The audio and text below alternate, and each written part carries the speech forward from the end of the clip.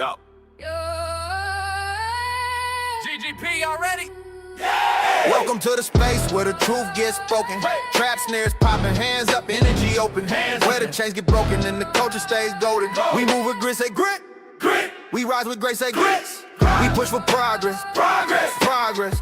No justice, no sleep. Snare snapping, keep that bounce alive. Unapologetic, black, unfiltered, unshaken. We the future in motion, history in the making. Let's go! Every step, every voice, every beat that we speak. We the rhythm of the people rising week after week.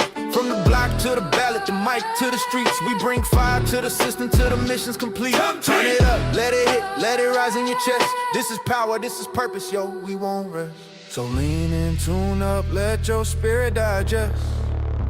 This is grit, grace, and progress. Yeah, feel that, hold that, let it settle in your soul.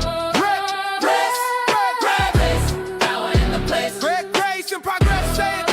Grace, power in the place. Grace and progress, say it. Grace and progress, say it. Grace and progress.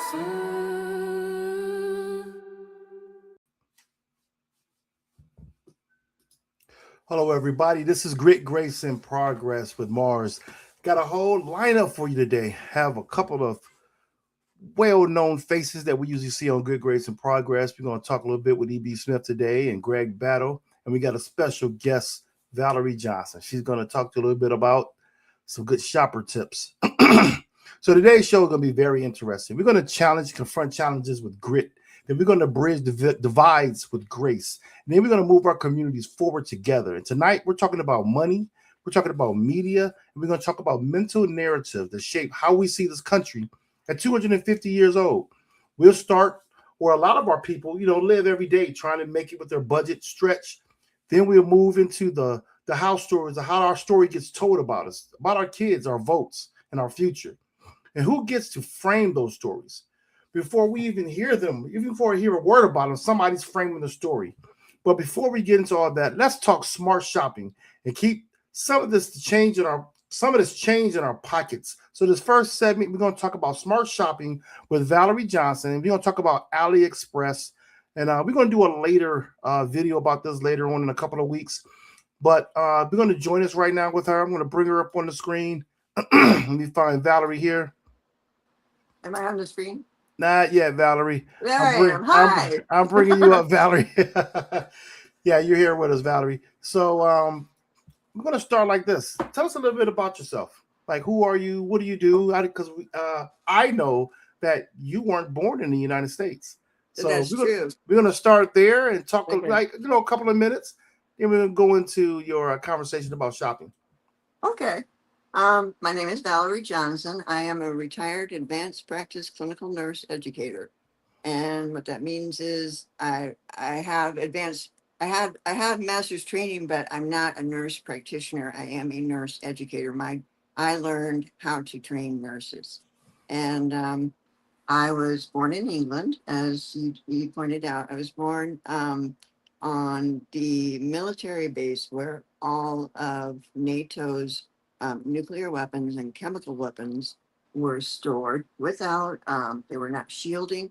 And as a result, it did severe damage to my immune system. And I have several autoimmune diseases. And I'm only bringing this up because that's kind of lies behind how I got to the point where I became a smart shopper. I have two children. My daughter is 43, my son is 39, and a granddaughter who's 23.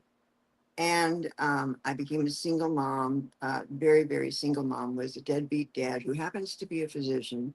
And so I had to figure out, and I had a teenage daughter and a tween son at the time. So I had to figure out how to make every penny count.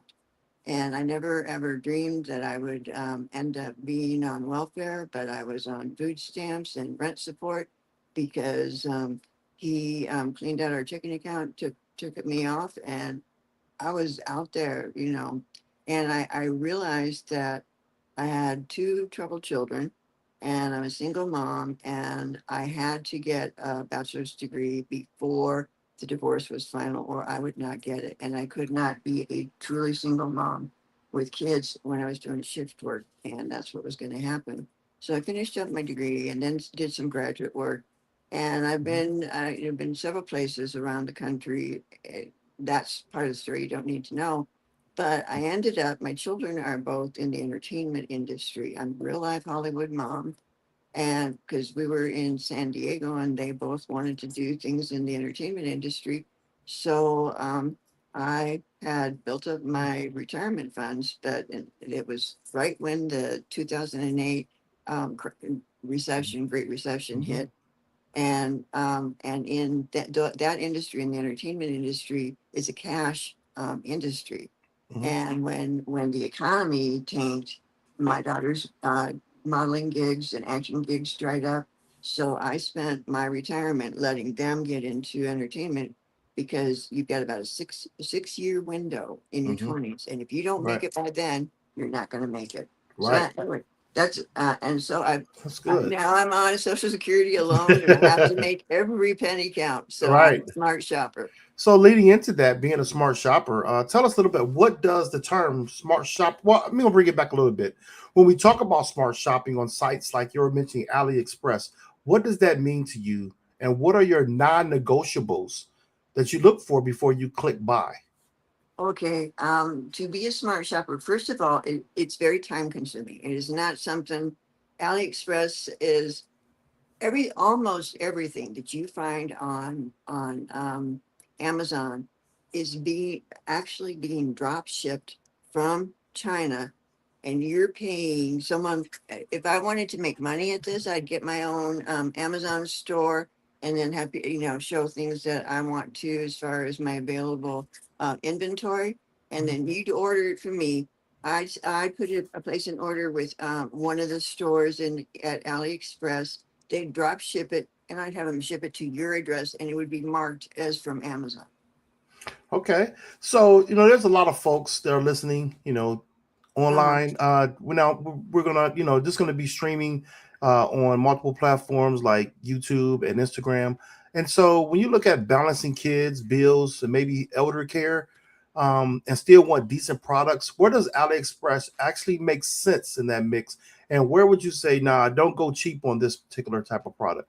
Okay, it's an excellent question, and I initially I would I didn't know about doing these kinds of things, and one day I was out and about. I'm in Grand Junction, Colorado, and I was out and about in the community, and I commented to this young woman. She had on this beautiful sweater, and I said, "Oh, I love that." And I don't remember it's the American version, but Mhm. she said she got it off of this thing. It's like Dreams or something like that. I don't even remember, it's so long ago. Mhm. And I had heard about that, but I didn't know that you could do that. So I went to that website and looked around and found out, lo and behold, yes, you can get things at discount, but where they get you is in the shipping and handling. And so when I realized I had tried several things and I wasn't going to pay what they were charging for shipping and handling. So I thought I had heard so much about Alibaba. So I thought, well, maybe I should check out this Alibaba. And that's how I landed on AliExpress. Okay. And it was it was a slow thing, but bit by bit, I started, and I used to be an IT nurse, and I used to build algorithms, so I Mhm. understand how algorithms work. And so once I understood how I finally identified how AliExpress's algorithms worked, then I found I could I could find something and then look around and see what the best price for the Mhm. best quality is. Mhm.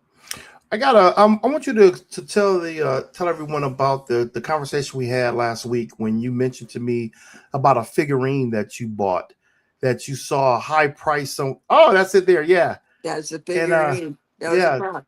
I saw this. I don't remember if it was on my YouTube or my Facebook feed, but it was, it was in my feed, and I saw it, and it made me think. My mother died when I was 21, and when she died, I had really long hair like this. And when I saw this, I wanted it really badly, and I clicked on it, and I did all the clicks to all the places that you have to do to get to the point where you can order something, and and when I looked at the price, it was $29.99 plus $9.95 shipping. So you're talking about $40 for a figurine, and I had realized about a year ago that when I would see things that were, that I really wanted or thought were a good idea, they would always be, it would be like $29.99 and then the shipping. So I thought, well, I'm going to look and see if they have this on AliExpress because it's likely made in China, excuse me, and shipped over here. So I went on I found it, like I said, it was going to cost me $40 if I ordered it through the advertisement wherever it was I saw on what platform. And so I went over to AliExpress and I put in my query terms, and lo and behold, there it was. And you could pay $29.99 plus shipping for it. But I was able to get it for $7.80 plus, I think it was like about $1 in fees that have happened since Trump has introduced all his tariffs, and no charge for shipping. You have to know how to do it, but I got it for under Right. $8. Right. That is amazing. I love the story because everyone likes a good bargain. Everybody likes to see different ways of shopping and also get around all the red tape that we go through. And Yes. shipping is one of them, those service fees and all these added things that they add. Right now, I want to bring in the rest of the panel here and just do a little Q&A. They might have some questions for you. I had Bria here. I'm not sure where Bria went, but she disappeared. Turned her camera off. Where did she go? Okay. Greg, what do you have for Valary? You have any questions for her? Valerie, I'm interested I didn't in. hear Greg. Is he talking? Oh, Yes. I am Okay, I talking. cannot hear him. Should I You back cannot out? Really? hear me. Really? I'm Really? sorry. Oh, I here we can't hear go. him. Here we Well, go again. yeah, that's what happened. Go ahead. Okay. I'll stay Let me Yeah. let silent. me just tell you real quick. When I'm going to go ahead and back out. I'm going to let you all, because I don't want to. I don't. You all have things to talk about, and I don't want to create problems because I'm the problem. I think we determined earlier. So I'm going to back out. I'm going to explain. With AliExpress, the way it works is you for one thing get the app, and then I will show you when we have some time, and we were going to do where you could see what I was doing on the screen while I talked you through it. But uh, it is what one thing that people don't know is if you have something that you found, if you if you pull the picture up in the listing and you click at the top of it, it'll say find more like this. Click on that, and then you will find others that you will be able to find at a lower cost or more expensive, and whether or not it's free shipping or not. And we'll go into the details about that when I come back. Okay. Okay. Thank you. Take care. Thank you guys. Thank It was you. good Bye. chatting with you guys. Remember about Ted Stormer? I will. Yes.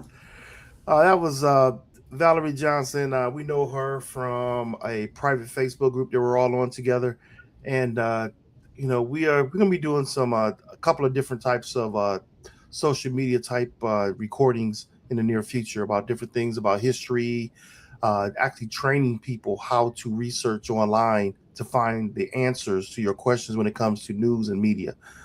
She's a great person.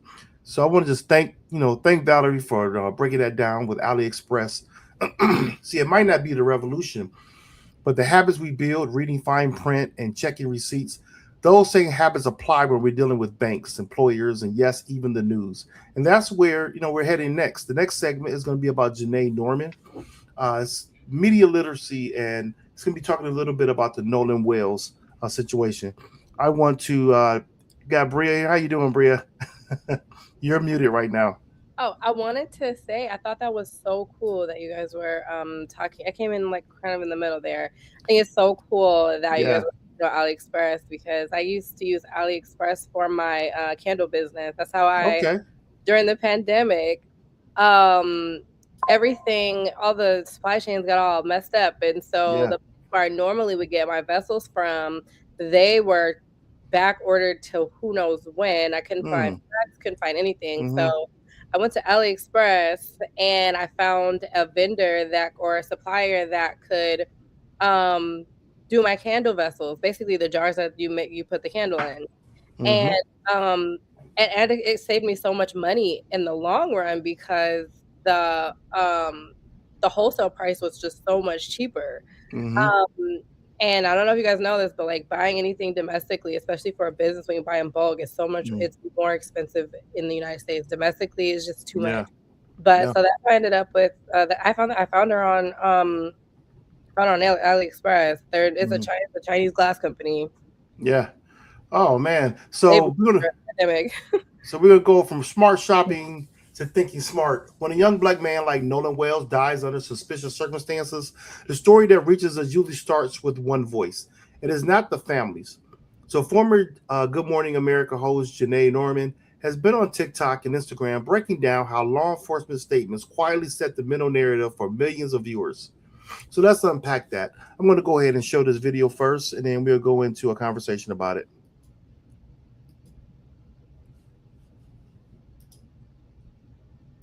Need volume. No. And I don't know why her volume's not playing. This was a good video too. Yeah. Come on, Janae. Why'd your volume down? Hold on 1 second. I hope all my videos aren't like that. But yeah, hers has a oh man. That was a really good video. And for some reason it's not playing right now. So we're gonna come back to our team here because I'm not sure what happened to that video, but it's not playing. And I'm like, we need that video, but I want to try to bring it up and see if we can get it back up. Man, yeah, that was a good, but it just shows that the audio is not working on it, and I'm not sure exactly why. So we'll try to bring that back up. Let me take this off. Here's everybody back. Yeah, I'm not sure what happened there, but basically what she was saying was that the police had a narrative. The police's narrative was that he started talking about how he was, he got left behind. And when you hear these things in the news, what happens is that story takes off. And this narrative was completely set before anybody can actually verify it or even confirm any of those stories. And I want to try to find this video. And it's frustrating because she broke it down, and she has a whole series that I've been following her on. She has a whole series on Instagram or TikTok rather that shows different points of this whole case where the story has not been right, even down to his friends speaking about it. And the sad part about it is that by me not having it, now my story looks incomplete of the points I'm trying to make on it. But it was very interesting. But when I come to the first question, you all have seen I'm sure a lot of these videos by now. But one of the points that I have in here is that she points out that the newsroom often treat police releases as a neutral truth and families' voices as emotional color commentary. So when you hear authorities say there's no evidence of foul play before you hear anything from Nolan's mother, what does that do to your mind as a viewer? When you hear something like that, Bria, what comes to your mind? No evidence of foul play before an investigation, but like you're saying, as a viewer, like hearing the police say it. Yes. No. Yes. So automatically it sounds like, if I wasn't black, right, it would sound like, okay, he must have drowned only, and there's no reason to investigate a murder. There's no reason to investigate these boys at all. But obviously, as a black person, we know the deal. We know what happens. And so, for a black viewer, for me, automatically when I hear no evidence of foul play, my BS radar is going off, and I know that there needs to be a deeper investigation. That makes sense. What about you, EB? You're muted. You're muted.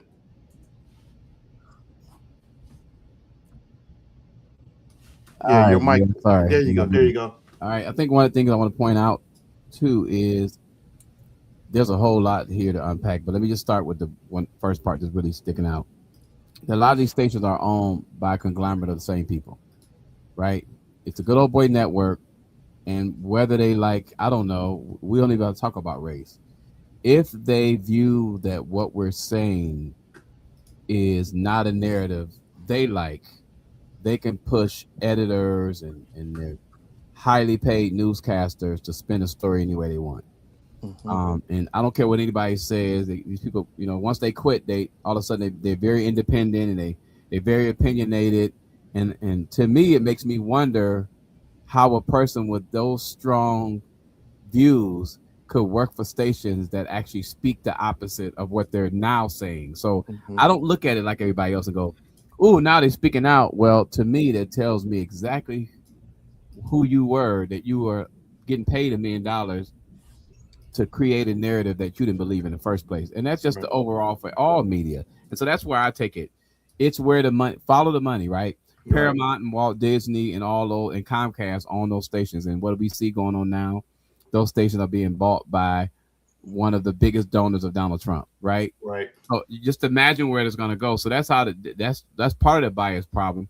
The next is we consume media information too fast. Right. I remember saying this during the Michael Jackson trial, and all the people that loved them before the allegations hated him by the end of the first week. Right. And now $400 billion, $700 million or $1 billion later at the theaters, they all love him again. Why? Because the narrative changed, because we're no longer talking about that. We're just as guilty, black, white, doesn't matter. I think the media, whoever the narrative is against, that's how the narrative goes, and that's how we receive the information. Right. I totally agree with you on that. What about you, Greg? How about going back to remembering subliminal suggestion?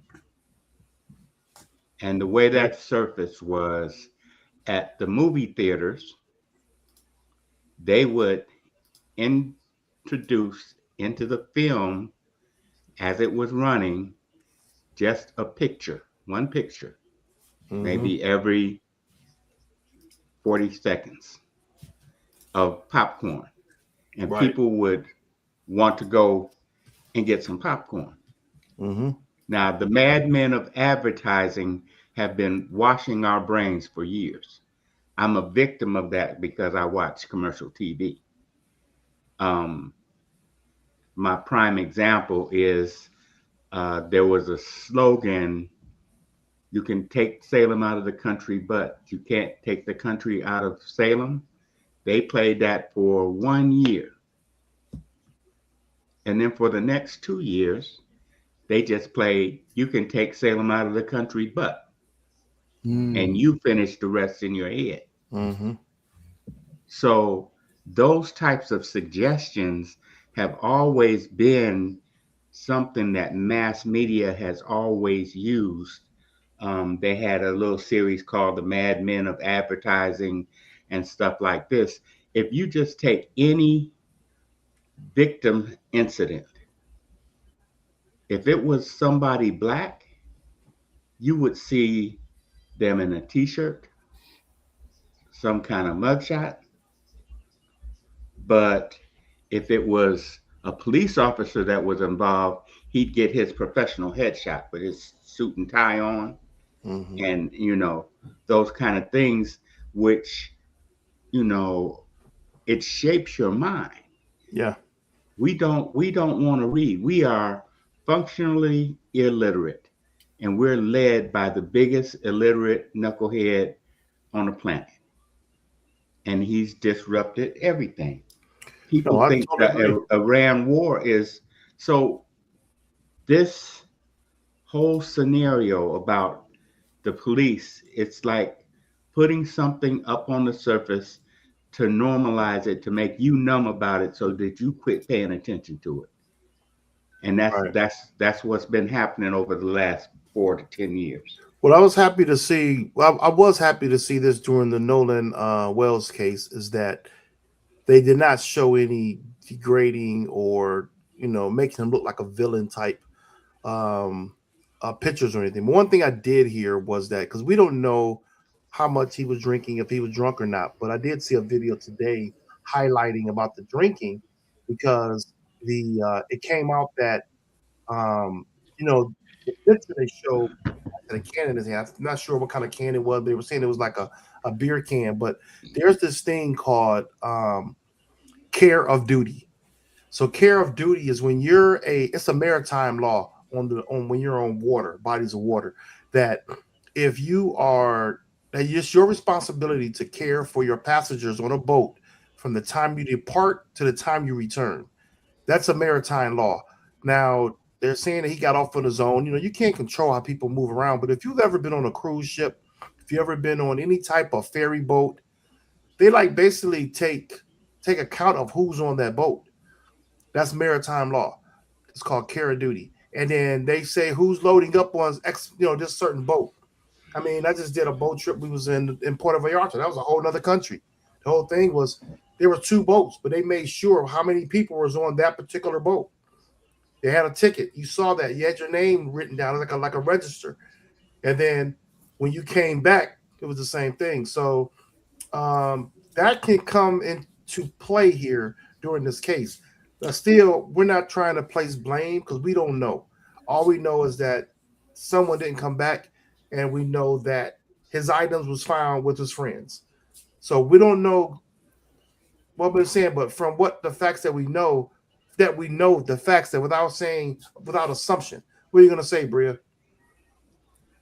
I was going to say they do have the schedule of which the boat was when the schedule of the boat's movements. So right. Yeah, when the boat got to the island, right. from the Coast Guard call to them leaving the island, stopping at wherever, and then right. but there's like an hour of time unaccounted for though in that. Right. So I don't know all the details around that, but I just found that yesterday. Yeah, I'm just saying that we don't have any information on what happened. I think it can get really twisted, and I think, man, I want everybody to be just cautious because young people are young people. That's just exactly. They're all the same color, right? Right. There's not a lot of young people that's going to admit they did something stupid and cause somebody to die. Right. There's a whole lot of young people that's going to try to find some excuse of why it shouldn't have happened and couldn't have happened. And then you start adding in this country's pressure on color. Yeah. Makes it even worse. And the calls the families got to be getting. I just imagine. And so I'm just asking, imagine what those white young people's families are going through right now. Yeah. The amount of people that's calling them and saying things. And so now whatever truth they were going to tell, it's going to start pivoting. Yeah. They're scared too. They don't know what to say. So now who knows why the parents believe a whole lot's going to get played here. It's almost like I wish they could isolate these kids, feed them, and take care of them for the next 6 months till they figure out what's going on. Because who knows what kind of uncle or somebody is throwing little words in their head and say, don't say this, and the lawyer say, don't say this. Right. We probably, because of the fear that they have, we'll probably never know the full truth. Or the other end is 2 kids will go to jail for something that didn't happen. Right. Yeah. And that's what it's sad because these are somebody else's kids. Yeah. Y'all remember Tamir Rice? Oh yeah, same thing, same narratives. I mean, riding around the corner from my church. Yeah. A 12-year-old kid, but in the law's eyes, they call him a man. Right. Yeah. Same thing. But if he was a white kid, they would treat him as a kid. Right. I don't understand how we get to be counted mature before we reach that age. Again, and it's that whole media literacy. Scenario. But it's media spin, and I think we have to start. And we can talk. There's a lot of talk about holding politicians responsible. Well, I think it's time for us to start holding media accountable. And sometimes I think we don't hold them accountable because they say things we like to hear, right? They say things about, oh, this is a black incident. What if it wasn't? Yeah. We'd still support it. We need to say, hey, no, we need you to just tell the truth. Even if we don't like it, we want you to at least tell what the facts are based on the evidence or what the evidence is shown. But sometimes they speak way before the prosecutor and the police officers talk. But we have to keep ourselves accountable as well. Like when I say ourselves, you mentioned a point earlier, we don't know what these families are dealing with. But when you hear somebody saying something that's why I came out and said, we don't know the facts. We don't know what happened. And, we hear all these side stories, but I did find the video. I'm going to share my screen with a video of Janai on here. I want to see if this kind of fits into it. If you can hear, let me know if you guys can hear her video. I'm having a harder time with this video, man. Why is she giving me a hard time? You got to click play. Well, I am clicking play. Mr. Smarty Pants over there. Can y'all hear this? Yes, turn it up. Because I saw some really concerning reporting today where a law enforcement official was essentially blaming Nolan for his own death. Nolan Wells was on a boat. He left from a private dock area in the Ocean Springs area and proceeded with his friends to Horn Island. Wells was visiting the barrier island 10 miles from the Gulf Coast, boating with friends, last seen about 3 p.m. Saturday. They left and went back without Nolan. From what we understand, he chose to stay there. And so I know that the word gaslighting is used and not always in the right way, but this is 10 miles off the coast on a barrier island with his friends who came back. He didn't. They had his phone. They're saying that he chose to stay. Was he supposed to swim? He had no way to call him. They left him for dead. But you have a law enforcement official saying, from what they understand, he chose to stay.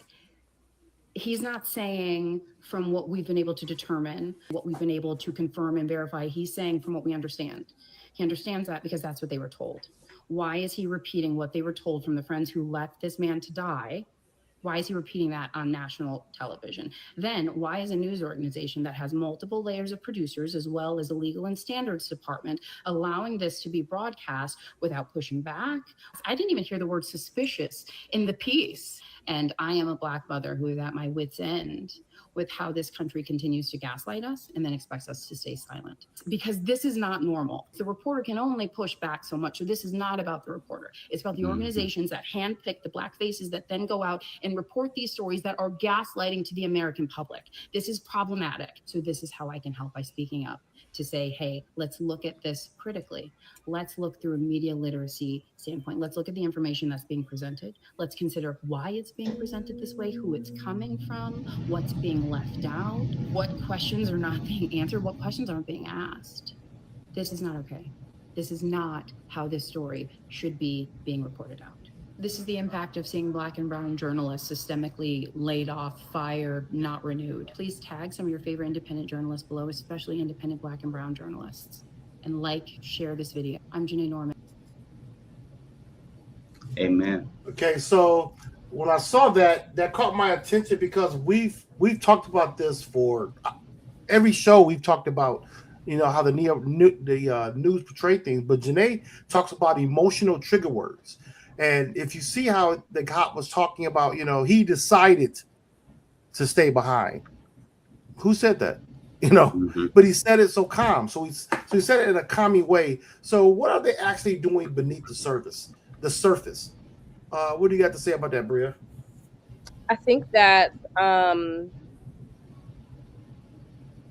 crying. Sorry. I lost my train of thought, but I will say this. It's something that I think a lot of people are not understanding, or they're not even overlooking, but just not taking into consideration, is that when this story first happened, a lot of the speculation was about how Nolan passed away, was about, this is a Black boy surrounded by his white friends, and that's the most unsafe for a Black person to be, is to be around friends that are, none of his friends are Black, right? That's suspicious. But I think what people are missing is just the fact that even if the way he passed away was not racially motivated, the news coverage is racially motivated. The news coverage is racist. So this is what when we talk about systemic racism, this is a perfect example of that. Because how this story has been handled from the top to the bottom after Nolan has passed away, after he went missing, all of it was systemically racist. Okay, it was almost dismissed before we even found out that he passed away. So I think one of the biggest concerns that Black people have with the media, even if we did not see disparaging photos of him, the way that his disappearance was handled, the way that his death has been handled, even though we haven't confirmed it as a murder. Oh, sorry if I said that earlier, but the way he passed away and the way the news coverage is handling it, that's all a part of the racism that we talk about. There was no concern. There was a lot of disregard for him in general. There was no, like she said, they didn't say suspicious. This doesn't look like any. What was it? What did you say that? It doesn't look like any foul play. Like this would not happen if this was a white person that drowned amongst friends. They would be investigating before they made any definitive statement. So that's what I'm saying. That's all I'm saying is just like when we talk about systemic racism, this is a part of it. There's systemic racism in just about every industry in this country, including journalism, and that's what we're seeing with this Nolan Wells case. I want to push back on something. Not to say what you're saying is wrong. My pushback is for just the public in general. We've seen this over the years when something like this happened and a black civil rights attorney joins the case. It's automatically viewed from the opposition side as race baiting because a civil rights attorney is going to jump in and say what was done that violated this young man's rights. So we got Benjamin Crump. He jumps on a case that you see that's going to be controversial and race related.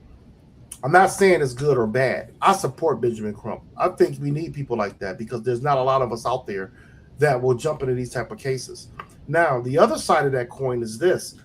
That's when Crump's team got involved and they got with the mom and they realized that the mom had to go find his cell phone. Now, race is a factor because if your friend is left behind or you know that your friend has been injured or hurt, do you not call his parents right away? You don't go home and then your phone is sitting on top of your Xbox and the parent traces it to your house and that's where they find it.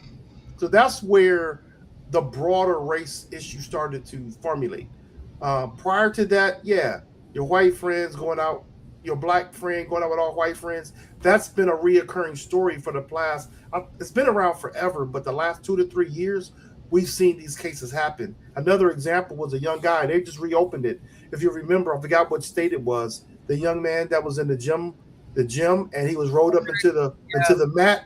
They found his body in there, but his body was almost like it was broken up or something inside of his mat.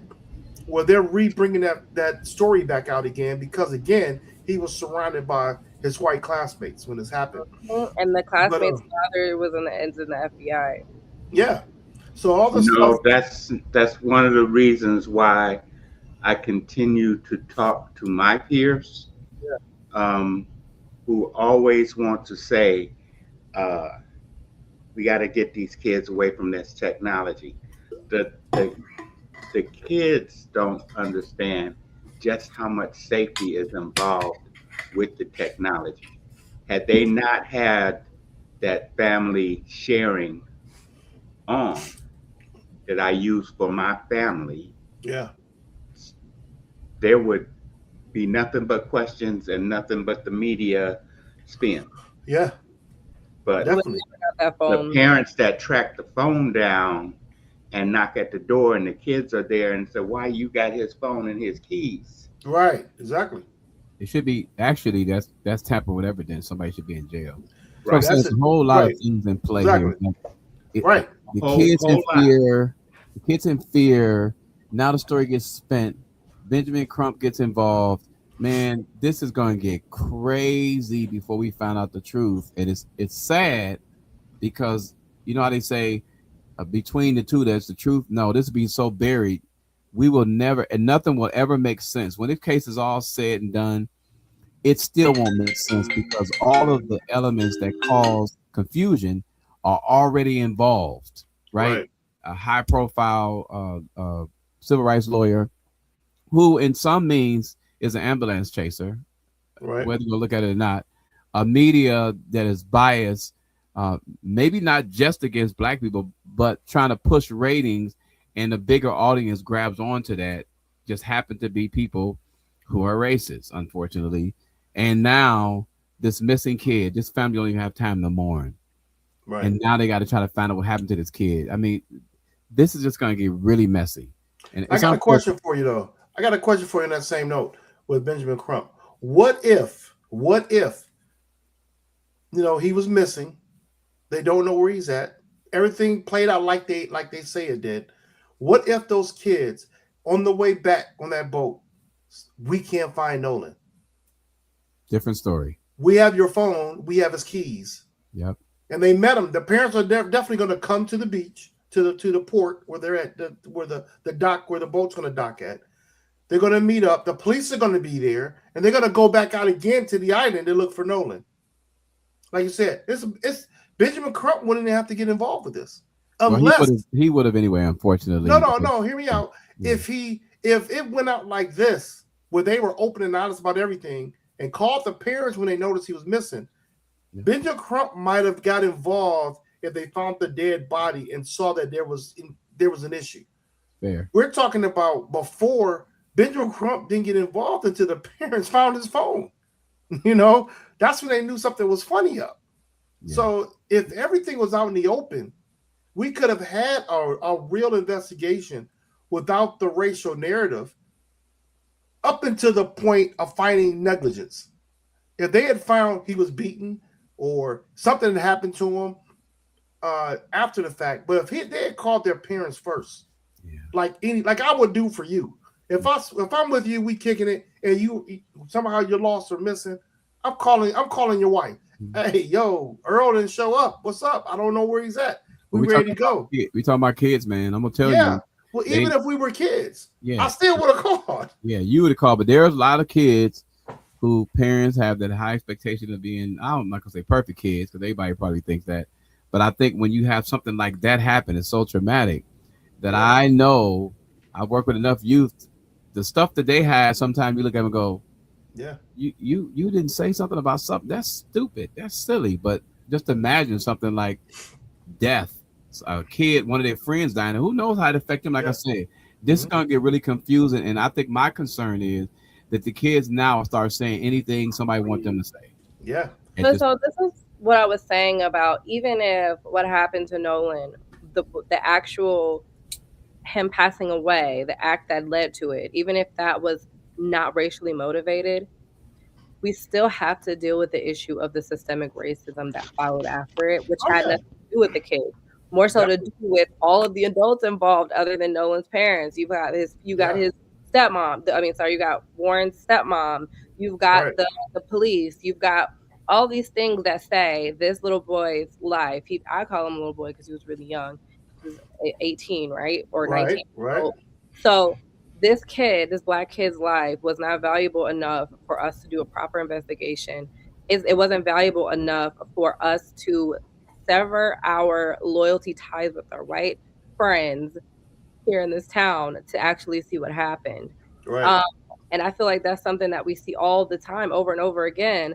For me, that's what I notice every time. Mm-hmm. Even when we know something suspicious has happened, aside from that thing that we know happened, there is how the media covers it. Right. And it's always such a stark difference. Like it's not even a slight difference. It is. You can notice it, you can feel it, you could actually touch it if it was something to physically touch and feel the difference of the textures of the way that the news coverage is for Black people and for white people. It is a clear, very clear difference. I agree with that. Can I say something about Benjamin Crump? If you can. Go ahead. I'm sorry. I agree. I think that in some ways he's an ambulance chaser. And I feel like he only will cover the stories that are really heavily in the media or that have a potential to become viral. But I think people need to understand Ben Crump isn't there to litigate anything, guys. There's no case for him to litigate. I think he's there in a capacity to just ensure that things go well and to use his connections and his network to help this family find out what happened to their son. But generally speaking, though, I have seen it on the front lines where Benjamin Crump was needed for something that absolutely was a murder, absolutely was racially motivated, and the cover-up of it by the city was racially motivated, and Benjamin Crump was himself was nowhere to be found. And overall, his organization wasn't really helpful. So that's just me. That's my experience. Okay. But I do think in this case, we need to understand he's not there to litigate anything, guys. He's really just there in a capacity to help and facilitate finding out what happened to Nolan Wells. And, you know, that's right now. But absolutely just not. Yeah, he definitely he looks for opportunities for sure. Well, I think you need people like that, because if not him, who's going to do it? I think right now it's him and Lee Merritt. Those are the two. But you got to look at cases that are not just viral. Like, you shouldn't be able to. I'm not saying this for every case. Like, this case, I think he's needed, but it seems like he only jumps on the cases that are already there. Why are you not bringing cases to the light? Wasn't he invited? Wasn't he invited? Yeah, he was called. He was called by the family. Right, but why is he not taking cases that are not already viral? Because if I tried to help you and you didn't ask for help, you'd be offended, wouldn't you? Well, we did ask for help. Well, think about it, Brie. It goes back to my first question. It goes back to my statement when you mentioned his name. I said, if not him, who will be doing it for what he's doing? Hold up. He's one person. He's one person. He has a whole team of attorneys. But how do you know those other attorneys are involved? Now, maybe not your case. Maybe I was gonna say did. So I'm saying that you have Lee Merritt, you have Benjamin Crump. Whether they have a whole team or not, we don't have enough, is what I'm saying. We don't have enough. I understand what you're saying. I get it. But what I am saying is that when there is a legitimate racial case to have, right? Don't just take the people that are reaching out and have hundreds of thousands of people following it. Why don't you also look at the cases that are legitimate, right? That do need the help, right? And bring those cases to light. Because at the end of the day, this ain't new. And I'm just talking about from a personal story of my own. Yeah. I have seen it. I've seen it. Okay. And it was a situation where this was something where we did need help, right? And just because it wasn't popular, just because it wasn't a viral story, you got to understand too, like, a lot of these racial motivated cover-ups and these murders that happen. Is that what they said? What do you mean? Is that what they said? Did they say this isn't important enough for me to get involved with? Because that's the implication that you made. That they said. What I said, no, because maybe you just misheard me. I can restate it for you. Okay. When you have a story that's already viral, we have a story that's already in the media, spreading like wildfire, and that family reaches out to you and you take it, great, fine. But when you also have a family that's reaching out to you that has a legitimate case to make, and it is a big deal, like, this is not like we think it happened and it was racially motivated. We know for a fact, and here are the facts and the evidence. You should also take their case as well. Do you know? Well, because I'm going to push back on that again, because that same argument came up last Friday. The same exact statement. It was on a panel on Roland Martin. And that panel, one of the people came up and talked about the fact that he only ambulance chase, and he goes after these certain families, these certain people that's already viral. Same thing you said, the same exact story. I didn't say that. Hear me. What I mean, in context, you're saying that there's other stories that he can take instead of the ones that's already viral, right? Yeah, that's basically what you're saying. Yes. So there was a woman that was on there, and Benjamin Crump came to defend, to help with the murder case of her brother. Black on black crime. It wasn't racial. It was black on black crime, and it didn't get any media attention at all. It was just one of these stories. I'm not sure if they reached out, how they got in contact with him, but he got on this story. It didn't make the news. Nobody even know this person's name that died, but it was a black on black crime. The case was won. The guy was convicted. He, sent to jail. But the whole point was that that's why I said we have two people that are doing these cases. Al Sharpton every now and then, but he's not even litigating the cases either. He's doing this, just making sure everything is happening in place. If we had more people, if we had another 100 attorneys that are doing these same type of cases, we would see a difference. But every time we get more than that, these people, they don't last long. Not that they don't last long because they can't do their job. they don't last long because they get killed sometime. Yeah, or we they had burn attorneys out. over the years. They burn out. So I have seen this before. I've seen this before. Like, you never saw Johnny Cochran going after a bunch of racially motivated cases. Just the way it is, right? It's like he picked and choose, and that's great, right? I'm saying that because I'm tired of looking at him. I'm gonna be honest with you. Yeah, I'm tired of seeing Ben Crump, and he doesn't say, he's not giving any new information to anybody or nothing. He's just regurgitating stuff, and even make me look at a case that's not even racial yet, right? We all agree about the media. Yeah. And I think for me, based on what I've seen him do, it seems to be that way. And the reason why I'm bringing this up is because we're talking about the narrative of the media. Well, what happened? That's same thing. If you have people like that get involved when he's already got a name for doing that, I just said it causes the cases to take another turn. Now, if he was invited, that's a whole other thing, but still, it's the same thing. But to be fair to him, I wanted to research something, and just to point out to you, and I don't know if Bria even knows this, because even saying that about him, I went on his website, right, and when to find out the cases that he was taking and all that stuff, right, and his website, he's got $1 billion in recovered results from environmental pollution settlements, 779 million for wrongful death, and 641 million personal injury cases. You know what is not being mentioned here? Anything racial motivated. He doesn't even list those cases on here, right? So for me, now he does list them on here individually, but not as a whole. So I'm like, he didn't group those cases together. Most of his cases are normal legal work. I didn't even know he was that big, right? But I think that what happens whether it's him or whoever has got a big mouth, right? We need this systemic racism to change, so there's no need for people like him to ambulance chase. I think that's a problem here. Where are the standards in the media? That's what we start talking about. If we had a standard that the media has to go by, isn't it amazing that you see some of these black commentators using the word alleged about 3,000 times when they're talking? They say alleged. They say it so much, I almost don't want to talk. Listen, stop saying alleged, right? But allegedly he raped. Alleged. No, there's standards across the aisle this way. But it's very funny. And even with some of the media coverage on this case, that word doesn't get mentioned much. But it's us. We're guilty of saying alleged. We go over the top. Even the YouTubers are saying it. And I'm going, some people can use another word. You know why now? They're doing that. The civil suits. That's the civil suits. Civil suits and criminal suits.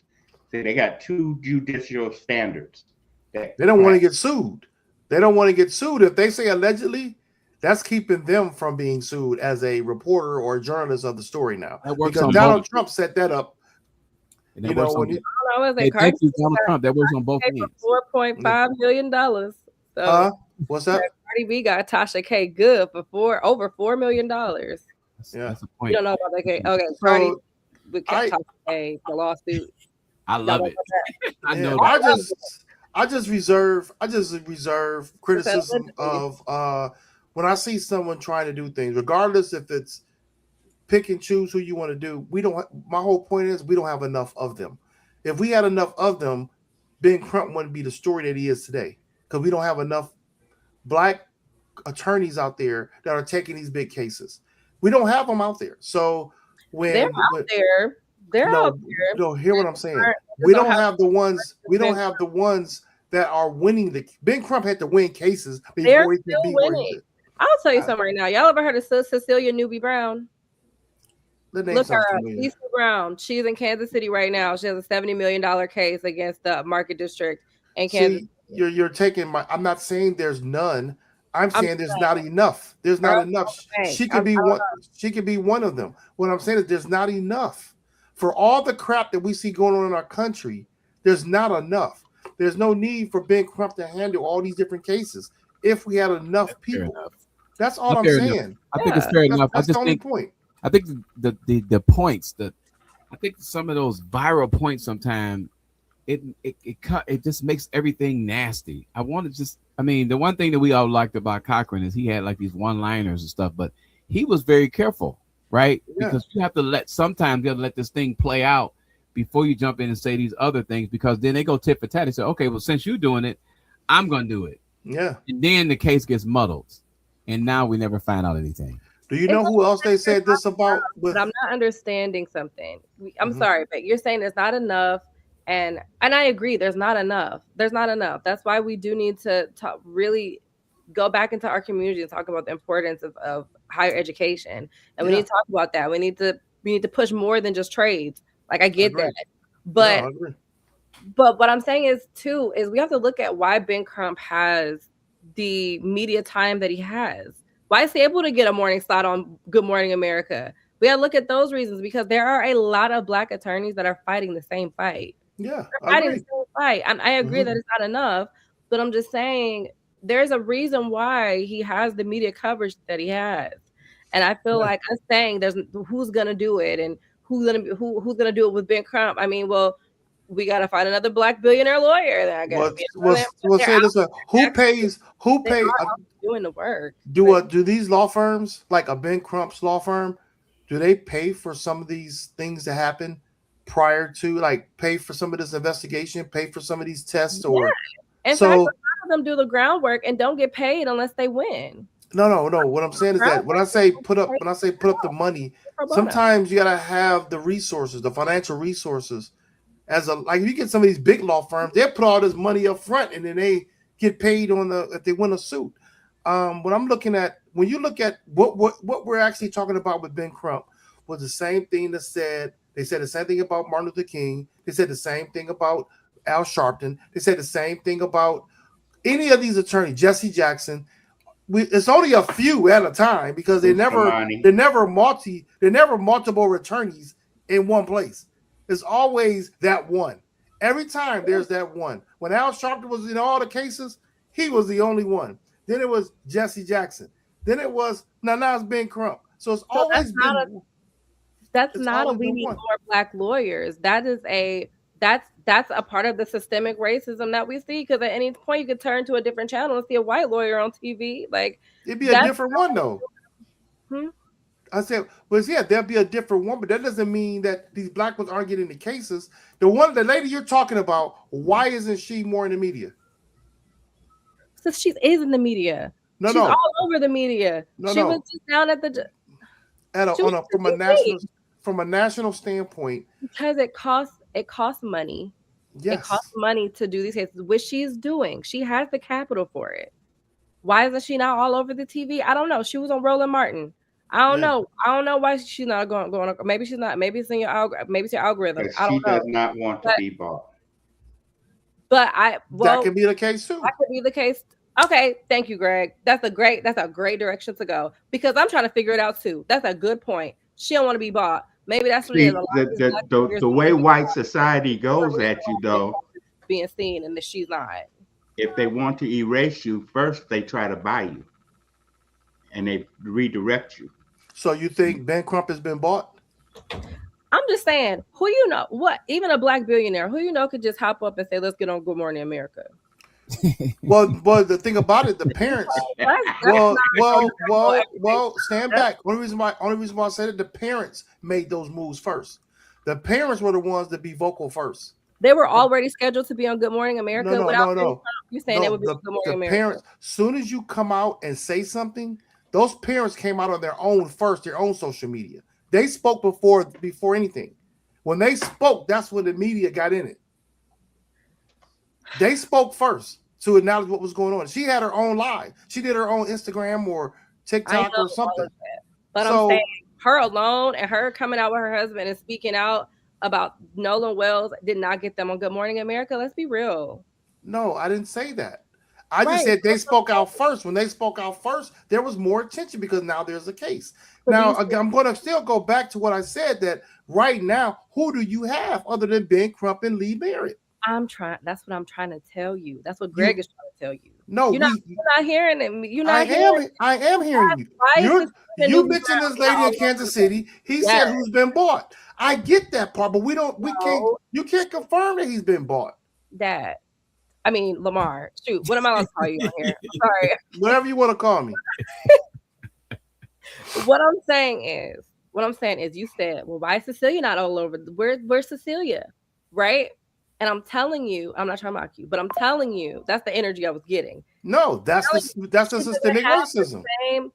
I'm about to say you even said yourself, they're not going to have more than one black lawyer fighting. They're not. That's the point I'm making. Question. Two, Ben Crump, there's a reason why Ben Crump is able to be on all of these screens. There's a reason. You know what stops it from being on all these, what could be on other screens? If you have black-owned media. Black-owned media would get you on other screens. Black-owned media is false. What do you mean? That don't exist. Have a black. Oh, well, that's the point I'm making. We don't have it. And it never will exist. It just won't. It never has. So you're saying, why don't you see them? Like you said, all these other attorneys that are out there. You think that black-owned media would be the way for us to have more than one black? You would be aware that they exist, is what I'm saying. Right now, when something goes down, Ben Crump is one of the first names you call because that's what you see. That's all I'm saying. I'm not saying these other ones aren't out there, but to get that high notoriety, you're only gonna have one. It's been like that through generations. But no one's disagreeing with you. No one's disagreeing with you. I think we all agree with you. That's a fact that it's always been one at a time. But I think it's all the same thing. It always has been one at a time. I think that racism sneaks in, and so there may be somebody that's willing to give an opinion, that's willing to give a synopsis of what's going on, but they're not invited to the party because of the word ratings. What they're going to say is not going to pull in anybody's voice. They're not going to pull people to get mad. They're not going. So there's two things that do well on media: anger and chaos. Yeah. If you get somebody angry enough, they'll stay. Look, there's some reason why people watching Fox News, right? There's people that hate it that watch it. There's people that hate it watch it. Half their audience hate the show, but they keep watching them, right? Crump been on Fox.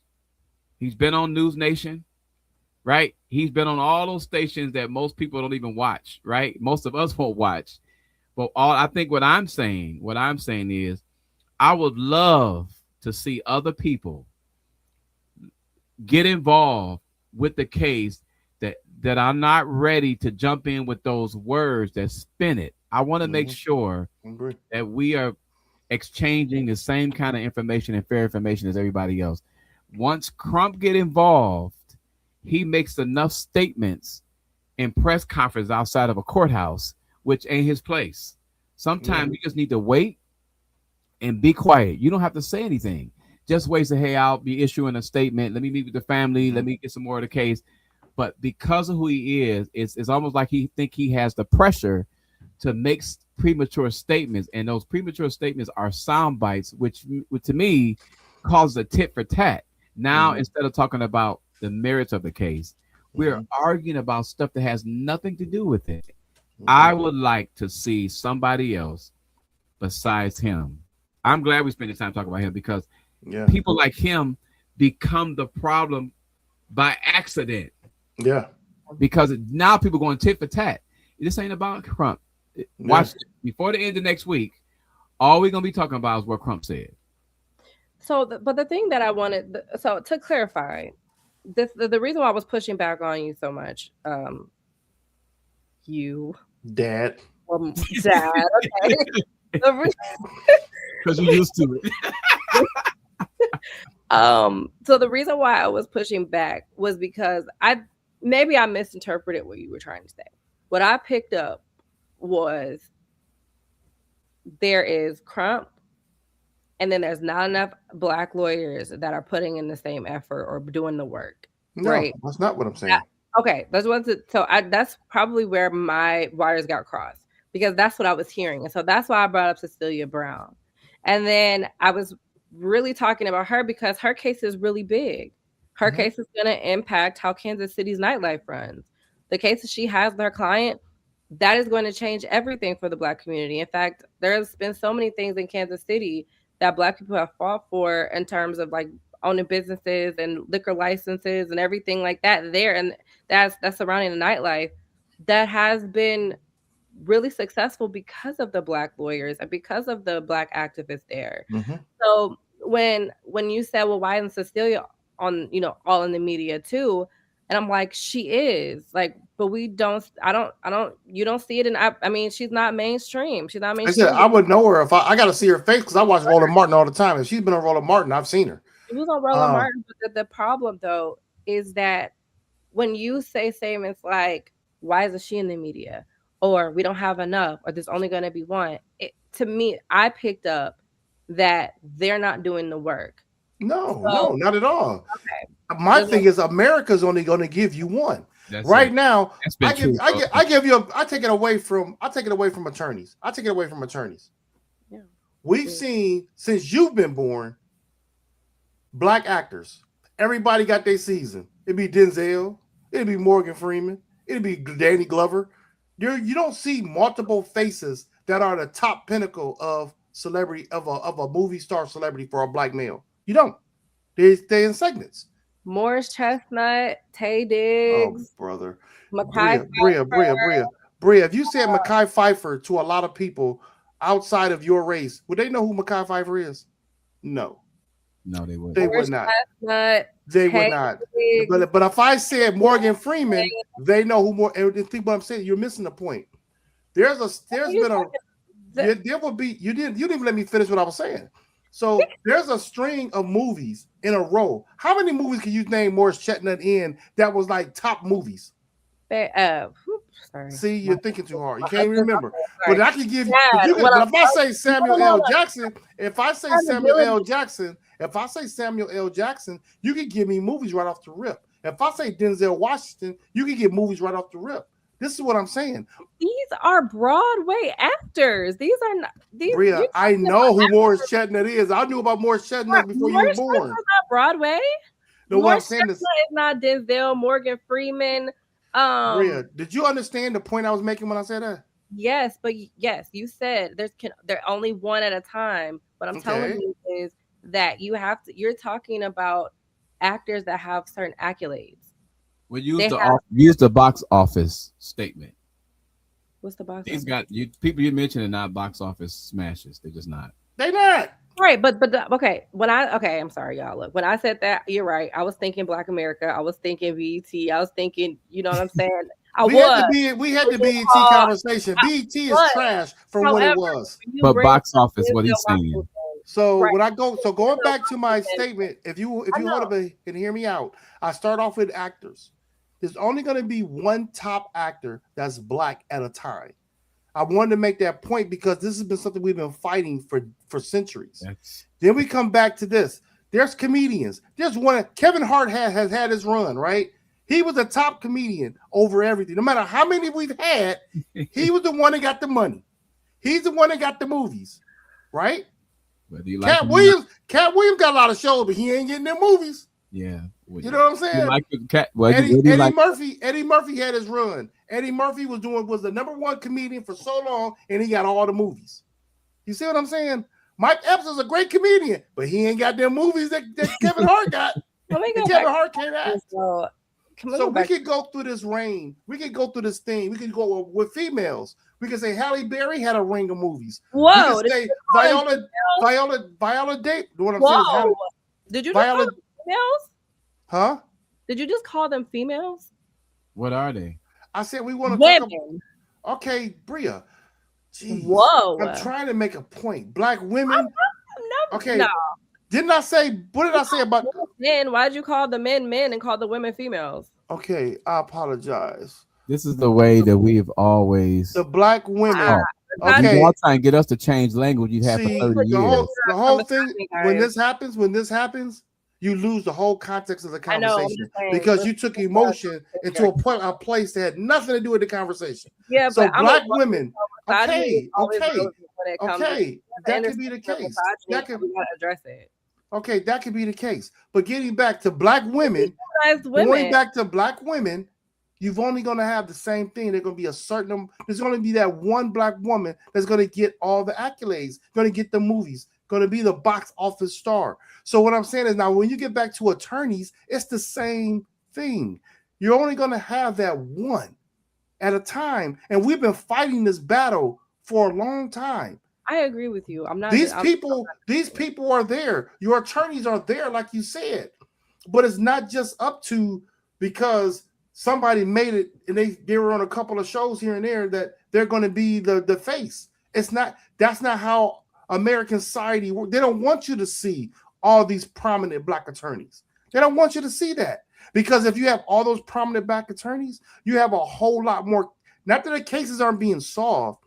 You'll have more people running to these other people because they're in your region. They're close to you.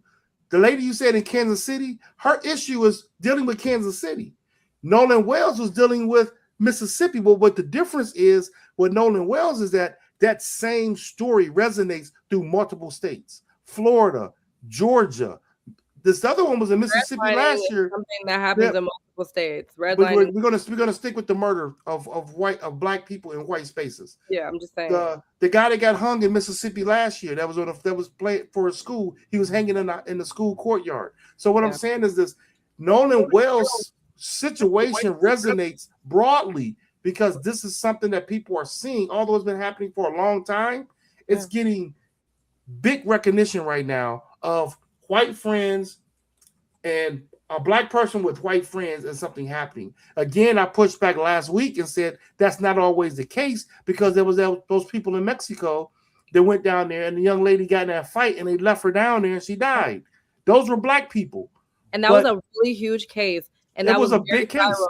It was enormous. It was.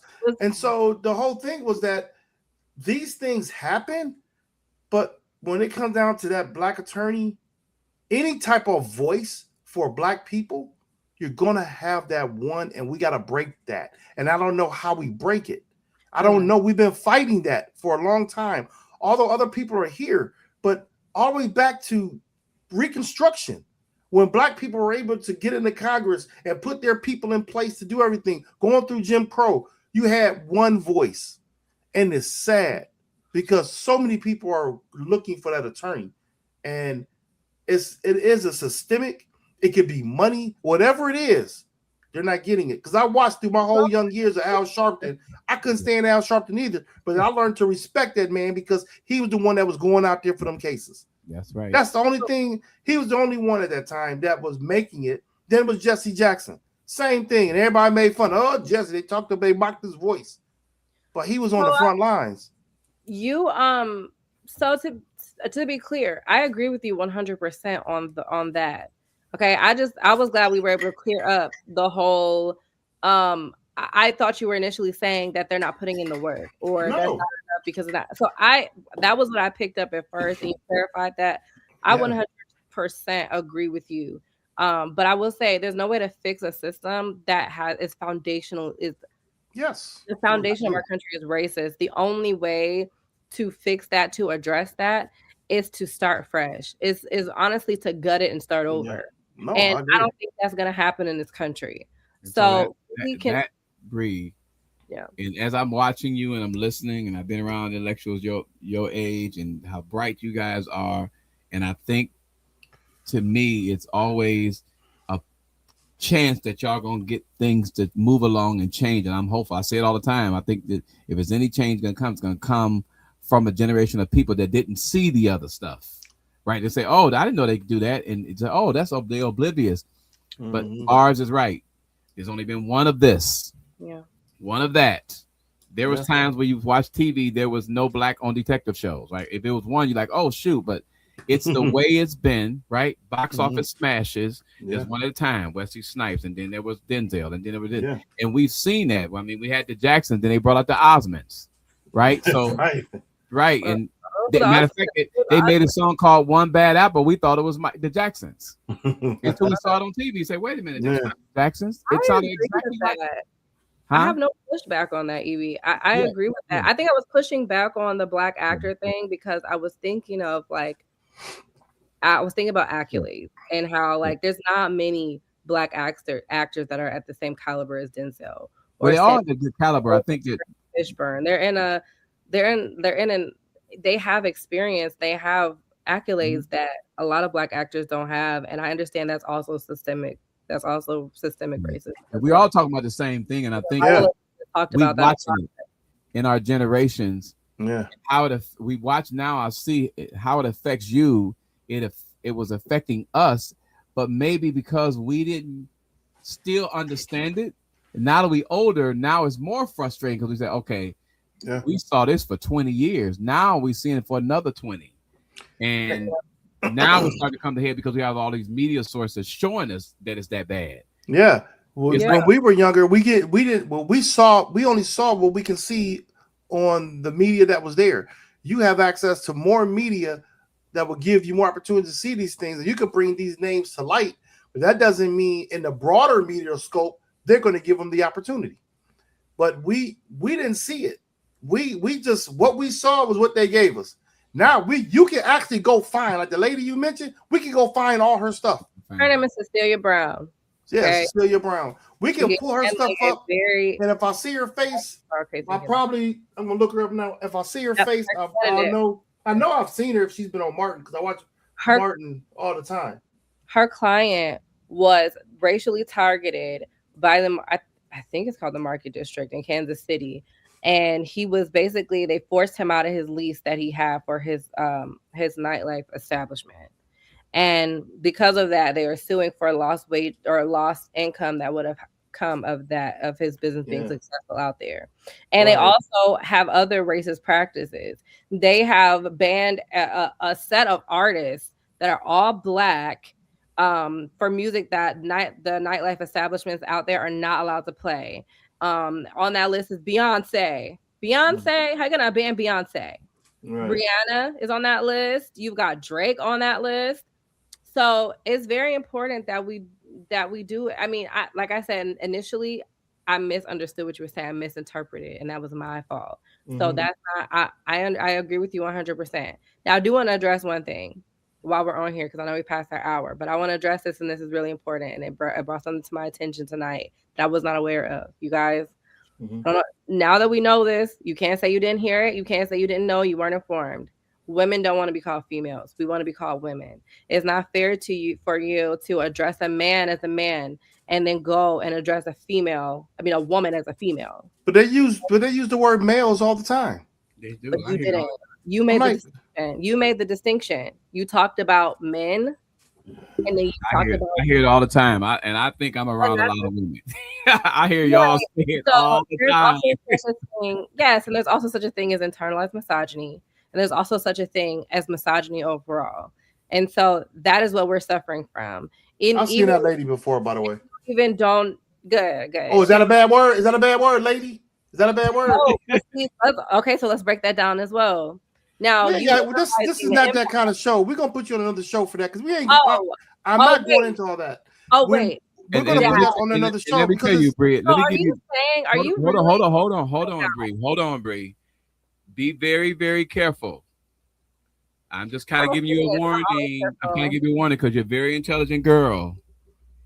When you start taking people to task for every conversation, words, you won't get past the other points that you have well made because they're not going to hear them. And so I could do that too because I've heard some things in the last 2 weeks that I say, oh my goodness.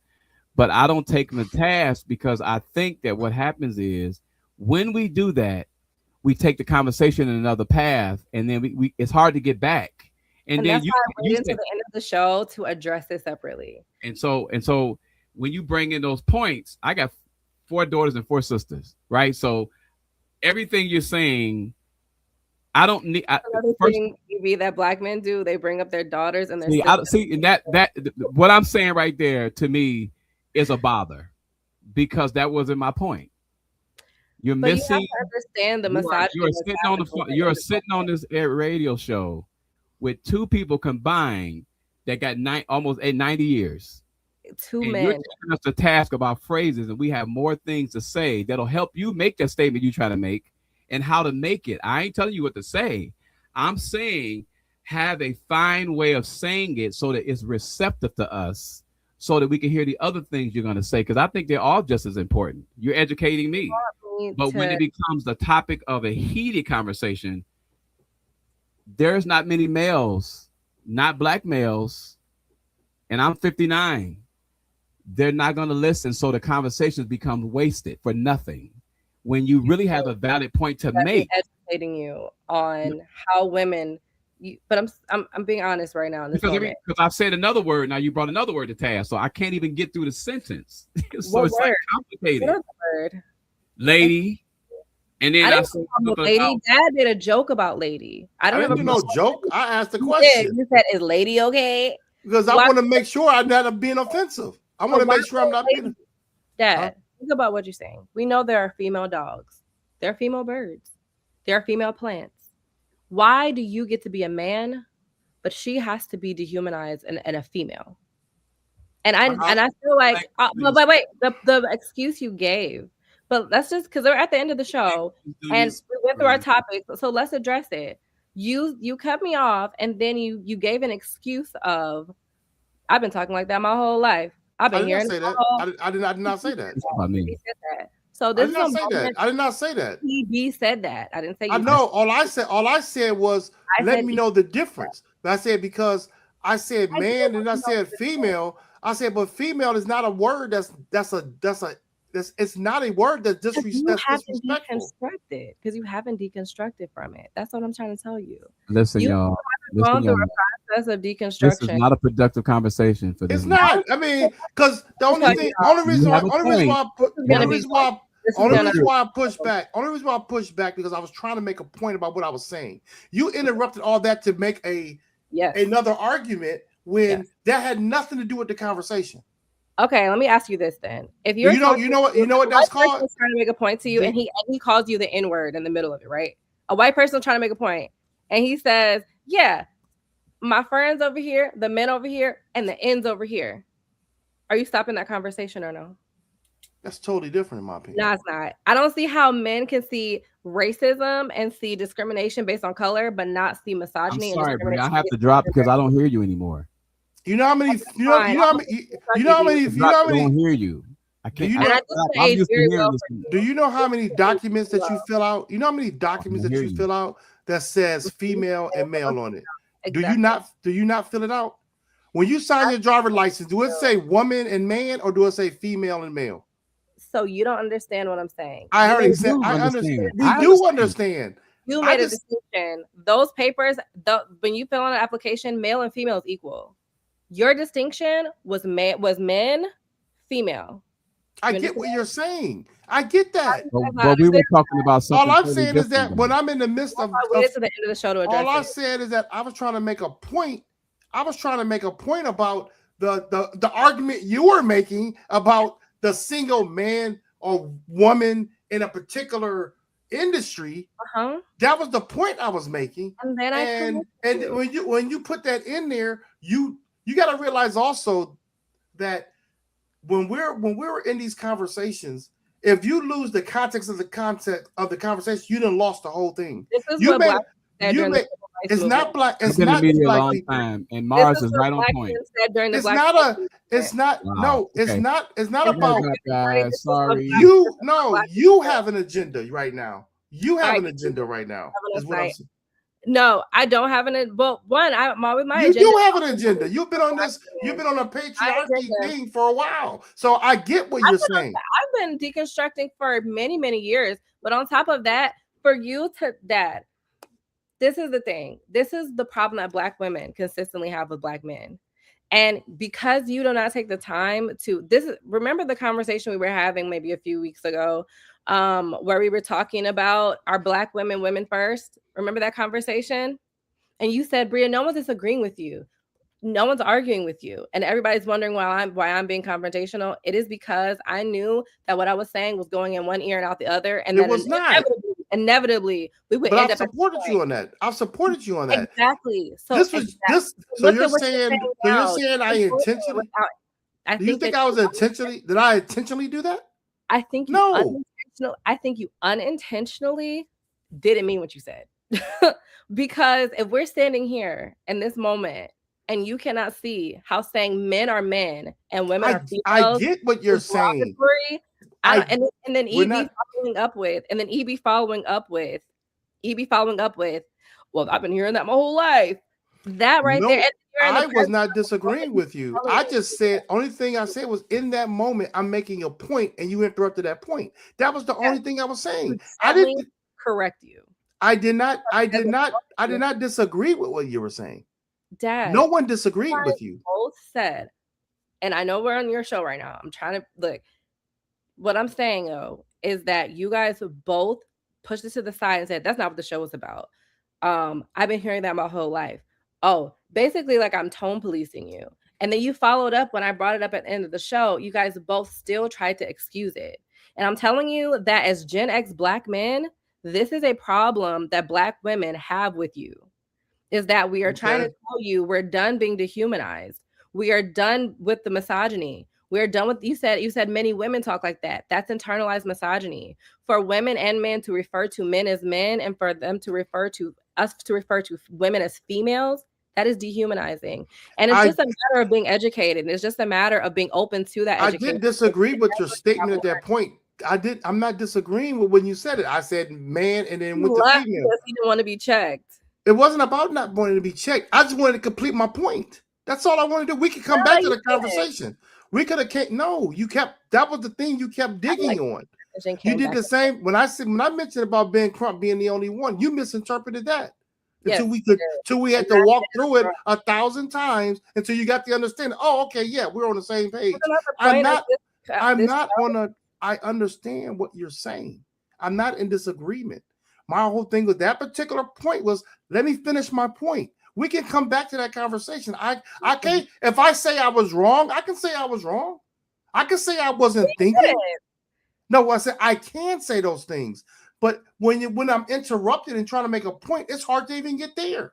At the end of the show, I came back to it and said, I want to address this since we're at the end of the show now.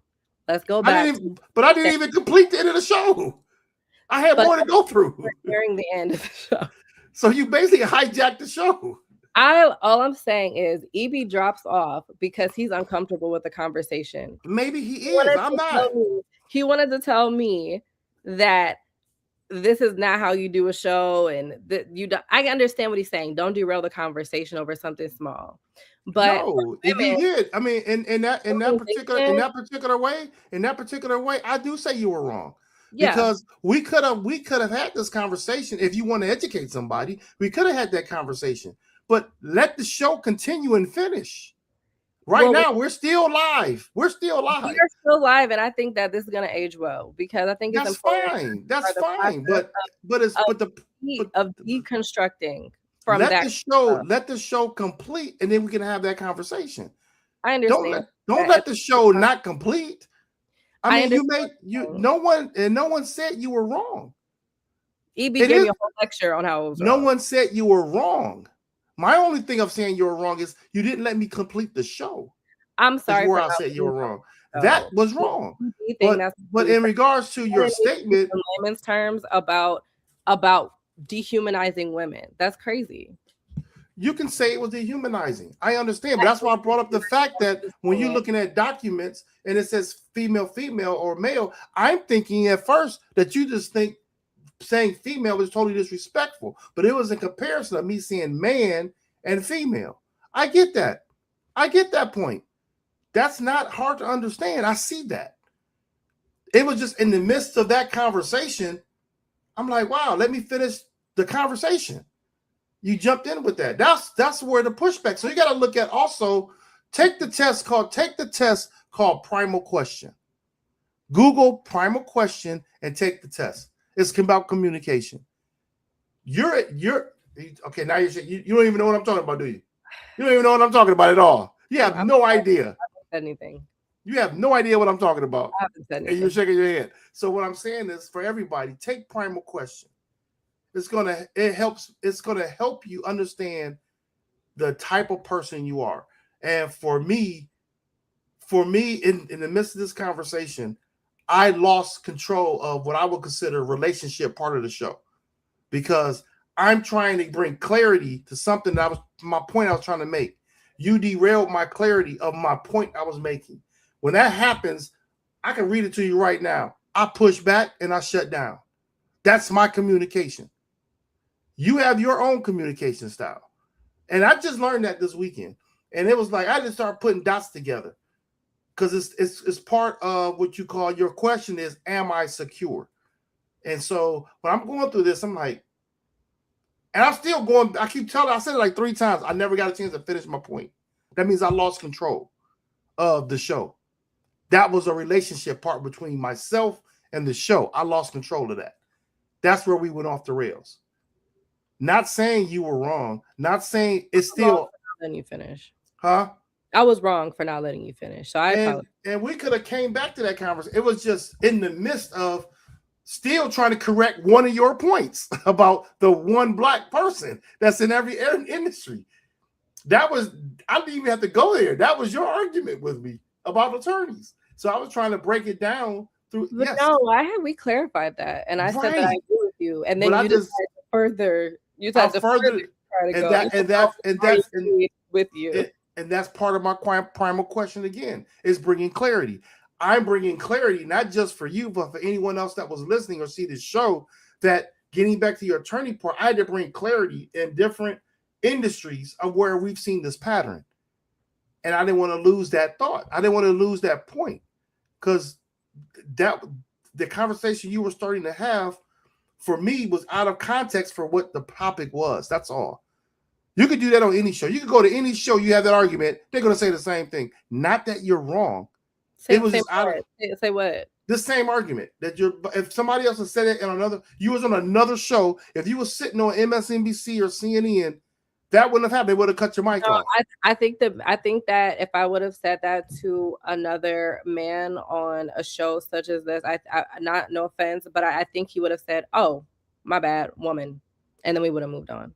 We possibly, we don't know. I think, but it wouldn't have. But it would, even if he didn't, it wouldn't have. No matter who it was, it wouldn't have went that long. They would have cut your mic. And the only thing I'm saying is, let's stay with the context and then bring it back. That's all. What's the matter? Where am I wrong at? No, nothing. That's not saying we couldn't bring up the conversation. Let the point continue. That's all. I think my main thing was, one, I'm sorry for not letting you finish, and I did derail the show. I'm out of character today. Perhaps normally, I guess I don't really do much. I sit in the in the box. I give my opinions when asked, and then I'm pretty tight-lipped. Maybe today I was a little off the handle, but I did feel that was an important thing to address, and I should have addressed it at the end of the show. It is important. I agree. It is an important thing to address. It is. It's an important thing. And if I didn't apologize yet, I apologize for it, because I misspoke. But that's something that we can definitely have another conversation on. Bring some of your friends on that is in the same conversation. That's something that we can. That is a good conversation that we can talk about, because it's something that needs to be. This conversation that needs to be had. I'm not afraid to have the conversation. But I just feel like that's not something. So even when you said that could be a different show, this is earlier when you said that could be a different show. Yeah, definitely. I feel like that's some research you should do on your own without it being a show. I've done research on it. I've looked over the same stuff you told me to look over.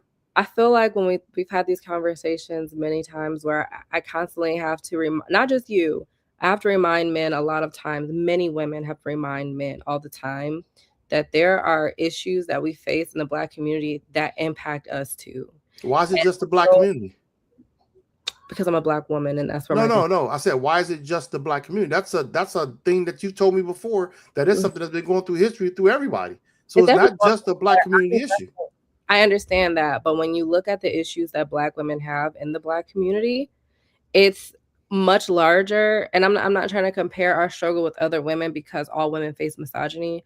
But one of the biggest struggles we have in the Black community is that there's a great divide, and Black men want the main argument they say is we want our women to follow us. We want our women to do this. And then Black women are saying like, hey, you know, why do you want us to, why you want us to follow you? Why can't we work together? And the only way for us to work together is for y'all to stop. What does follow us? What does follow us mean? I have no idea, but I don't. Follow us means walk with us. Follow us means walk with us. Oh my gosh, here we go. That look. Who are you asking this to? These are just random conversations that are often had. I see it all the time. My wife says when she follows me because she sees us walking together, she doesn't disagree with that. So yeah, and that's like, I guess we could turn that into a show as far as like, yeah, we can. Some husbands think that. What perspective are you looking at from? Are you looking at it from a biblical perspective? Are you looking at it from a societal perspective? Is it looking for a racial perspective, a cultural perspective? I've heard a lot of Black men say that they're the leaders of the community and that the women should be following them. And what is that? That's why I asked you, what does follow mean? Right. Leadership, meaning be submissive to, be we're the helpers, we are the assistants, we are to assist a man in the greater What movement. Black men are you speaking to? I know so many. You'll be surprised how many men I've heard say that. Even if it's not on that level, they think wives should be submissive. They think that, I'm not saying you, I'm saying what does submissive mean? That I have. What does submissive mean? Such a good question. I don't believe in that. I don't think that there should be, I think there should be partnership. Submission is not something that's a show as well, right? Such a rabbit hole. That is a show as well. But as far as just the humanizing thing, these are things that women talk about all the time, specifically Black women to Black men. We want to be human to you. And I'm not saying that you don't think that in that moment you are not saying it as Black women we're not human, but it was really just to be, why is she female and why does he get to be a man? It's very simple as, oh, I didn't know that was derogatory. So you're saying that's, so is that when you say dehumanizing, when I look at someone dehumanizing somebody, I look at someone dehumanizing somebody intentionally. Now, if I was to come back and say female again, because that wasn't the last conversation we had, we didn't use female as a term in that conversation. That wasn't what you were looking. You were looking at it from a patriarchal standpoint before the last conversation we had. We didn't use the, like I said, I'm literal. We didn't have the conversation about the word female. Now, whether you have it in your brain doesn't mean we had that conversation to where you're saying, well, oh, you're supposed to know that. Well, maybe I didn't. Sorry. Because I didn't look at it. I didn't look at it as dehumanizing in the context I use it in. I didn't think that you were looking at it as dehumanizing. I was letting you know that it is dehumanizing. No, I got that. Yeah. No, I know that now. I think you were intentional. So at that point, if you realize I wasn't being dehumanizing, that's why it could have been a conversation for later. That's why I was saying that. Your response was what had me. Your response was basically, that's not what we're talking about right now. And I explained my response. Right? But I'm telling you, just now, I explained my response to you. Is that if you were called the N-word, you would want to address it then. And it is the same. It depends on how you look at it. It depends on the context. Because now the same. But if somebody says the N-word, they're intentionally dehumanizing you. No. What I'm saying is you're receiving it the same. Afterward. No, you're receiving it the same. I said the person saying it is being intentional. You're muted. So what I'm saying is, you saying female, it was okay. It was dehumanizing to you. Was not equal to the. No, you were dehumanized by it. But you disregarding it was. No, I disregarded it as a host of a show. When we look at how Black men can recognize racial discrimination, they can recognize that line, but they can't recognize the discrimination based on gender in the Black community. Why can't we? Yes, we can. Right, but you did in that moment. Even when I tried to explain it, you still did. I know. I did understand. I just kept saying it was not the right context at that moment. It's hard to understand though, because when I understood when you checked me on it, I understand. And EB left the show and still didn't understand. I understood when you told me about it. I kept saying it's not the time for that conversation because I'm trying to continue my statement. Right. So what did you say? You said that's another show. We've been saying that all the time. I said is lady I didn't appropriate? say right, because I said the lady part was being sarcastic. But when you first lady be inappropriate? When you first said it to me, Bria, I understood. I was saying it's move on with the show. We have a time limit. So easy for you as a man. No, it's easy for me as the host of a show. Yes. But outside of being a host, I'm not trying to put you out there, but we have had conversations like this on the phone, not on the show, where you but not that context though. Yeah, we did. It literally was the same. It wasn't female. We were talking about something totally different. It was Corey Holcomb. What about Corey Holcomb? What about Corey Holcomb? You referenced him in a conversation, and then I said, Corey Holcomb. And you were like, what about Corey Holcomb? And I was like, he's misogynistic. And then you said, oh, Bria, we're talking about comedy. It's the same thing. But what I'm saying is, that's the emotional part we're talking about. We can bring it's not emotional. I want to show you. I want to send you another video because I want to send you another video of you can have a discussion. You can be having a discussion. You will interrupt the discussion, not you, but women will do this. Women, WOMEN. I'm being sarcastic. No, this is generalize women. I just did. I'm not being disrespectful because you just did what the video said that you would do. We're having a discussion. You bring up a point that has nothing to do with the discussion, right? Just hear me out. The context of the conversation. You will spend more time on what your disagreement was of how I use something versus the context of the conversation. Your response of, we're talking about comedy. It's not that serious. No, it was in that time of comedy. We were talking about something. We were talking about the Kevin Hart roast, and I was saying there was not any prominent people that was actually participating in the roast. That's what that was about. We were past that when we were talking about Corey Holcomb. No, because you started talking about Simone or Simone. I said some people I said people that wasn't on the because why did I bring up Corey Holcomb? I remember we were past that Kevin Hart conversation. No, but we were talking about prominent comedians, and I was saying about whatever it was about Corey Holcomb, and you made your comment about him. I'm not disrespecting your emotion about it, but it completely again derailed the point that was being made. You were not talking about Kevin Hart anymore. You were telling me about a funny whatever it was about a funny joke that Corey Holcomb made, and then I said, I don't remember the joke. I don't either. But then you said to me, that's how important. That's what I'm saying. But no. I'm gonna get to the importance. The importance is we were having the conversation, and when I brought up misogyny, you were quick to dismiss it because it doesn't impact you.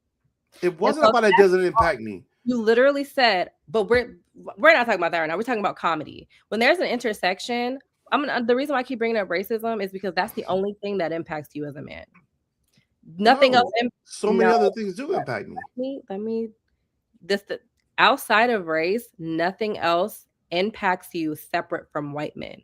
Okay, that's the facts. Okay. You guys have the same problems when you take race out of the equation. Okay. You have the same problems that men have when you take race out of the equation. When you take race out of the equation for women, we still have to face issues that you don't. Okay. So when I bring up the issue of misogyny and any type of intersection, there's intersectionality with it all. So for women, when we hear something misogynistic, we address it the same way that if you were to hear something racist, you would interrupt that conversation and you would address it right away, because without it, it gets dismissed and swept under the rug. Even if you were to come back at the end of the conversation and address a racist comment, it's still getting swept under the rug. So all I'm saying to you, and I think I need to charge my computer. All I'm saying to you is that the way that you dismiss the misogynistic things that I bring up in conversation is the same way that white people dismiss racial concern that you bring up in a conversation. And the reason why we make that comparison is because nothing else impacts you. Nothing else impacts you separately from other white men if race wasn't a factor. That makes sense. Very important to women when we bring these issues up. That makes sense. But I just think also should be put in context. That conversation can be had with respect. It can be heard. It can be educational. But that's not the fact that you said it initially. It's the dismissal thereafter. And I just explained to you also communication styles too, didn't I? I just explained that to you why. I'm just realizing why that happened. To do with communication styles, because men of all different kind of communication. No. I just told you me. I just told you me in the context of not controlling the show anymore was my issue. I said that. Okay. And that's something I just realized about myself this weekend. So what I'm saying is that it's not that I dismissed you. I'm trying to finish a show. That's all. Understood. And I understand that, and I apologize for interrupting the show, but at the same time, I'm sorry, but at the same time, misogyny is something that should be addressed. Like, I'm not. It's not about not being addressed. I waited till the end of the. I waited. All right. We never. What you would have had a better response letting me finish my statement and then bringing that back up. And that statement wasn't that long. We talk more about the issue of what I said, that we lost all the context of the conversation. So finish a sentence. Finish the sentence. Bring that up. Address it then. Not mid-sentence when you just cut me off in mid-conversation. You just cut me off when I was talking. That's the part that says, okay, now there's a disruption in the show. I'm trying to reel it back in. Okay, we could talk about that on another show. That's what I'm trying to do. That's my mindset. So it's not about not listening to you or not wanting to have it. It's about complete the sentence. Then Lamar then say that wasn't cool how you said female over male. You got to read the room. That's all I'm saying with it. Right. And I understand that. So I just feel like as long as that's how you would handle a racial situation, I'm cool with it. I have many times. Okay, cool. I've had deep conversations with people after the fact. That's great. And it depends on the setting. If it's just one-on-one, that's different versus being on a show. I've done it in the classroom where I've had it where I've said something wrong and somebody pulled me to the side after the fact and say, you don't say that word because that makes me feel this way. So anyway, let me go ahead and end this show right here. You can stay there, but let me just end the show because we went a long way on a whole nother.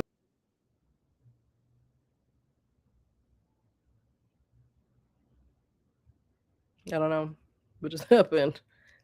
How did I get left behind?